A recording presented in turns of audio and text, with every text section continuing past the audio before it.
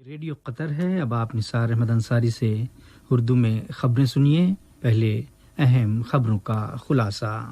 قطر نے تشدد اور دہشت گردی کو مسترد کرنے کے اپنے موقف کا اعادہ کیا ہے۔ 52 مریضوں کے صحت یاب ہونے کا اعلان کیا، جس کے بعد ریکوریز کی مجموعی تعداد 1,08,254 ہو گئی۔ وزارت ٹرانسپورٹ و مواصلات ورکرز میں کووڈ 19 سے متعلق بیداری کے لیے 400 کمپیوٹرز مہیا کرائے گی۔ اور بھارتی کشمیر کے سری نگر شہر میں کرفیو کا نفاذ، جہاں پچھلے سال آج ہی کے دن خطے کی خصوصی حیثیت ختم کی گئی تھی۔ اور اب پیش خدمت ہے آج کا دوسرا نشریہ۔ بسم اللہ الرحمن الرحیم۔ ریاست قطر نے افغانستان کے مشرقی شہر جلال آباد، سینٹرل مالی اور صومالیہ میں ہوئے حملوں کی شدید مذمت و ملامت کرتے ہوئے تشدد اور دہشت گردی مسترد کرنے کے قطر کے ٹھوس موقف کو دہرایا ہے، خواہ اس کے اسباب اور مقاصد کچھ بھی کیوں نہ ہوں۔ وزارت صحت کی طرف سے آج بروز منگل اگست کی 4 تاریخ اپنے ایک بیان میں اعلان کیا گیا ہے کہ پچھلے 24 گھنٹوں کے دوران قطر میں کووڈ 19 کی وبا کے 252 مریض صحت یاب ہوئے ہیں، جس کے بعد ملک میں شفا پانے والے افراد کی مجموعی تعداد 1,08,254 ہو گئی۔ وزارت کے بیان میں 216 نئے پازیٹیو معاملات کی بھی تصدیق کی گئی ہے، جنہیں کوارنٹائن کرنے کے بعد انہیں درکار ضروری ادویات فراہم کی جا رہی ہیں۔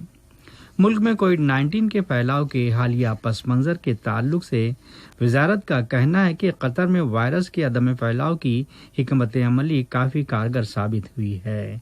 مریضوں کی روز بروز گھٹتی تعداد اس کی کامیابی کا منہ بولتا ثبوت ہے۔ وزارت نے عوام سے زور دے کر اپیل کی کہ وہ کووڈ 19 کو ہرانے اور خود کی ذاتی حفاظت کے لیے احتیاطی تدابیر اور ضروری اقدام پر عمل درآمد کا سلسلہ جاری رکھیں۔ وزارت ٹرانسپورٹ و مواصلات کے بیٹر کنیکشن پروگرام کے تحت تارکین وطن ورکرز میں کووڈ 19 سے متعلق بیداری پیدا کرنے میں مزید فعال کردار ادا کرنے کے لیے لیبر سٹیز میں سیلف آئسولیشن رہائش کی جگہوں پر 400 کے قریب کمپیوٹرز مہیا کرائے جائیں گے۔ وزارت نے ٹویٹ کے ذریعے اس تعلق سے بتایا کہ بیٹر کنیکشن پروگرام سے 1.5 ملین ورکرز میں کووڈ 19 کے بارے میں الیکٹرانک طرز پر بیداری پیدا کرنا مقصود ہے، جس کے لیے حکومت مختلف 5 زبانوں میں میسیجز اور معلوماتی ویڈیوز کے ذریعے اویئرنیس کو بڑھاوا دے گی۔ پروگرام کے مستقبل کے منصوبے کے مقاصد کے تعلق سے ٹویٹ میں کہا گیا کہ لیبر سٹیز میں واقع سیلف آئسولیشن ریزیڈنس پر 400 کمپیوٹرز مہیا کرائے جائیں گے۔ کورونا وائرس کووڈ 19 کے بارے میں دنیا بھر سے موصولہ تازہ رپورٹس میں بیان کیا گیا ہے کہ 18.35 ملین سے زیادہ افراد متاثر اور 6,93,958 مریض شفا یاب ہوئے ہیں۔ اسی تناظر میں اقوام متحدہ کے سیکریٹری جنرل مسٹر انتونیو گتریز نے کورونا وائرس کی وبا کے دوران اسکولوں کے بند ہونے کے سبب دنیا کو نسلی تباہی کا سامنا ہونے سے خبردار کیا ہے۔ واشنگٹن میں امریکی حکومت کے متعدی امراض سے متعلق ماہر ڈاکٹر انتھونی فاؤسی کا کہنا ہے کہ ملک کو کورونا وائرس کے وسیع تر کیسز کے بیچ لاک ڈاؤن سے متعلق پابندیوں کے نفاذ کے بارے میں دوبارہ نظر ثانی سے کام لینا چاہیے۔ تازہ رپورٹس کے حوالے سے بیان کیا گیا ہے کہ امریکہ میں کورونا وائرس کی وبا کے پھیلاؤ کے بیچ چھوٹے بچوں کو اسکول بھیجنے کے امکان نے والدین پر بطور خاص ایسی ریاستوں میں انتہائی دباؤ بڑھا دیا ہے جہاں کووڈ 19 کے کیسز میں بتدریج اضافہ جاری ہے۔ الرجی اور انفیکشن کے قومی ادارے کے chief doctor Anthony Fauci hot spots کے ان اسکولوں کے لیے ایک جدید انتباہ جاری کرنے جا رہے ہیں جو اسکولوں کو دوبارہ کھولنے کے لیے عجلت کے در پہ ہیں۔ یہ خبریں ریڈیو قطر سے نشر کی جا رہی ہیں۔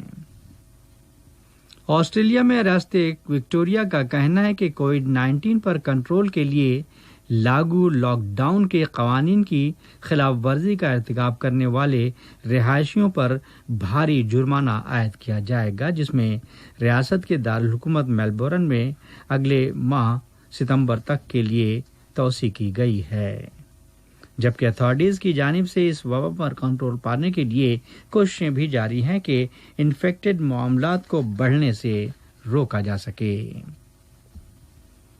روس میں کورونا وائرس کووڈ-19 کے 5159 نئے کنفرم کیسز کے بعد ملک بھر میں متاثرین کی کل تعداد 8,61,423 ہو گئی، جو دنیا میں اب چوتھے نمبر پر ہے۔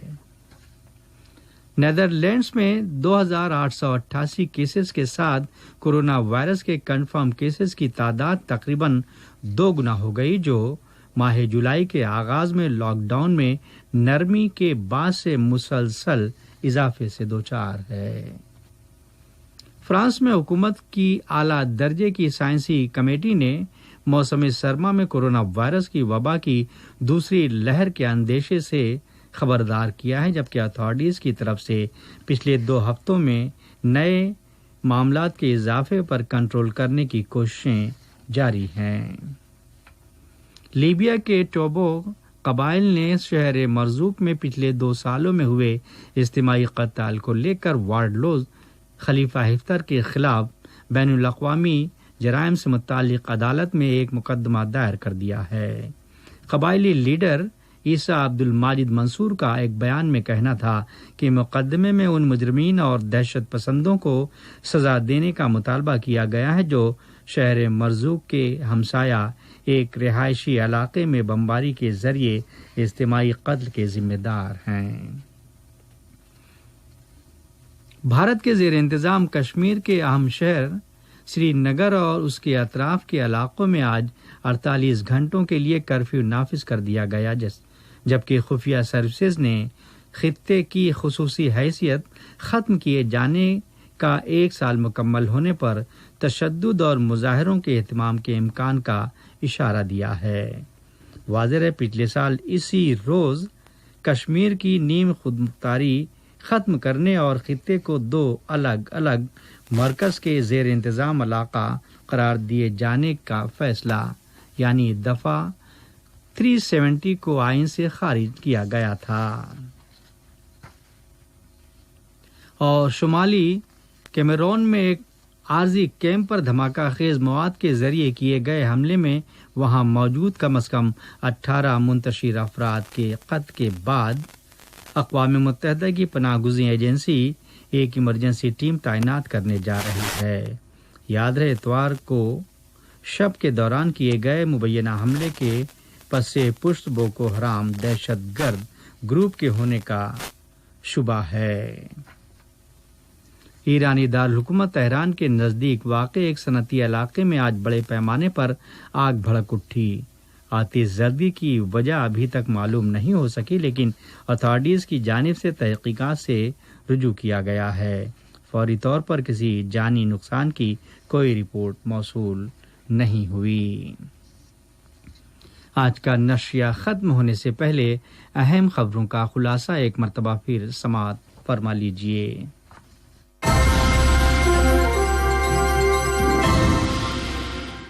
قطر نے تشدد اور دہشت گردی کو مسترد کرنے کے اپنے موقف کا اعادہ کیا۔